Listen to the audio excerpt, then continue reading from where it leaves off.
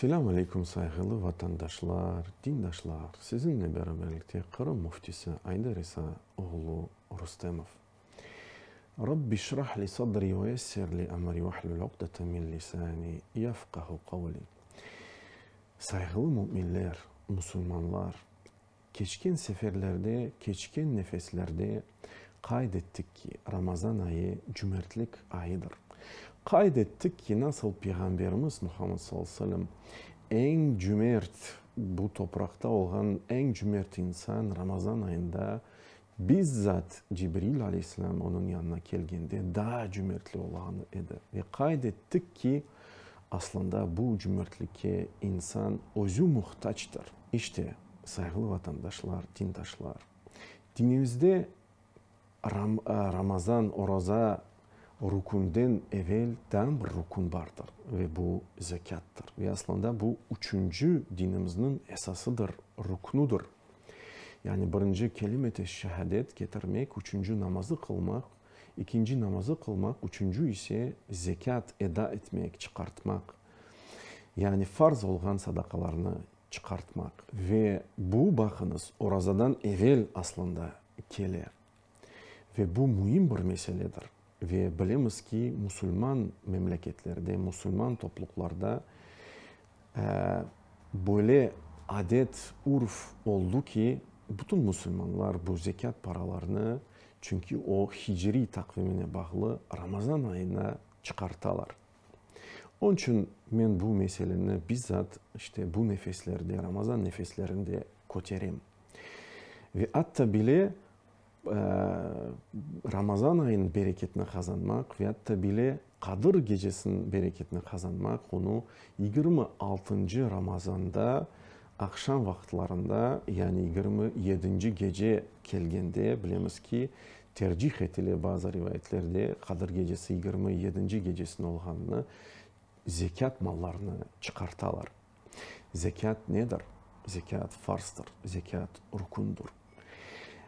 Hiçbirisi düşünmesin ki o zekatını çıkartsa o ona hayır olacak. Bilakis o şer olacak. Çünkü Allah subhanahu bu hususta Kur'an-ı Kerim'de böyle aytar. Hiç sizden kimge Allah subhanahu nimetlerini yani zenginliğini bağışladı. Hiç düşünmesin ki o ona eğer kızgansa o ona hayır olacak. Yok, o ona şer olacaktır. Yani eğer o kızgansa ve sadakaları çıkartmasa sayutavvakuna bima bakhilu yevmel kıyame. Kıyamet günü o zenginlik onun omuzundan alacak ki ve basacak ki. Nefesini alacak. Böyle Allah subhanahu wa ta'ala ayta. Başka bir hadiste Resulullah sallallahu aleyhi ve sellem böyle ayta ki bunu yani kıyamet günde ahvallarını, durumunu böyle vasıf etti. Allah subhanahu wa ta'ala kıyamet günde, hesap günde öyle yapacak ki bu insanın yanında zehirli bir yılan gelecek ki ve onun başını saracak, boğacak onu ve aytacak. Ben senin zenginliğim, ben senin paran.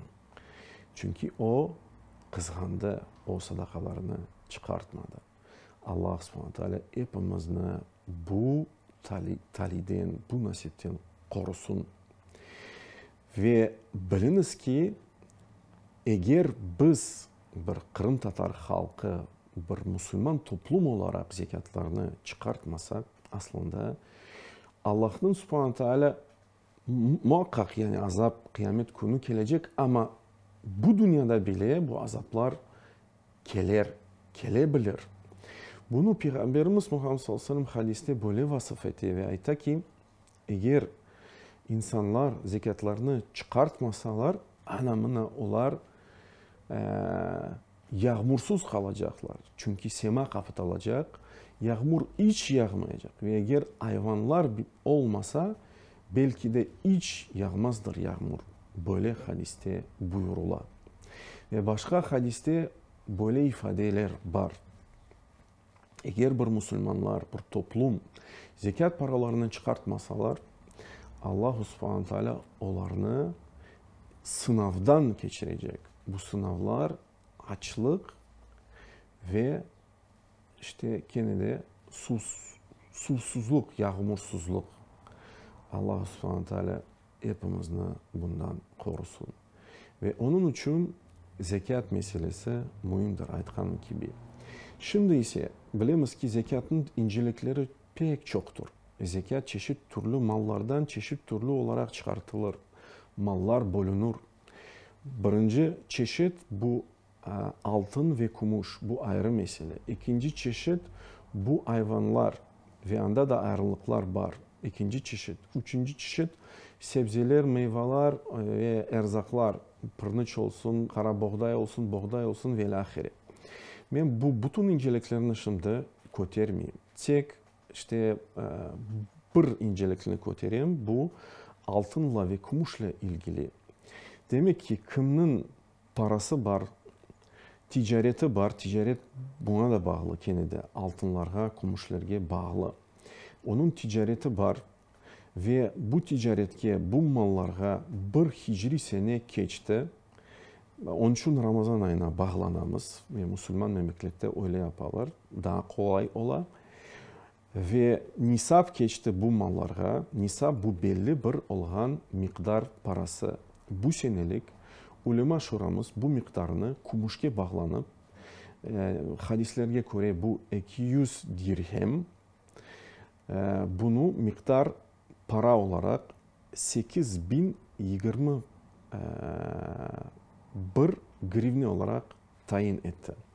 Eğer sizde bu miktar paralar var olsa fiiliyen yani kaldı böyle bir sene ve hiç azaltılmadı ya da ticaret olarak, mallar olarak raflarda varsa bir sene üzere siz bu miktar paradan %2,5 çıkartmalısınız. 2,5% çıkartmak gereksiniz. Bunu şimdilik tek anlamak sizden rica ettim. Ve bu mesele aslında sadaka fitrge de bağlı. Onun için bu mesele kotarmekte münasip gördüm. Allah subhanahu teala bizge hepimizge cömert olmağa, bol sadaka çıkarmağa, hayırsever işler yapmağa bu mübarek ayda nasip eylesin. Ve sallallahu ala nebiyyina Muhammed ve ala alihi ve sahbihi ecmaîn.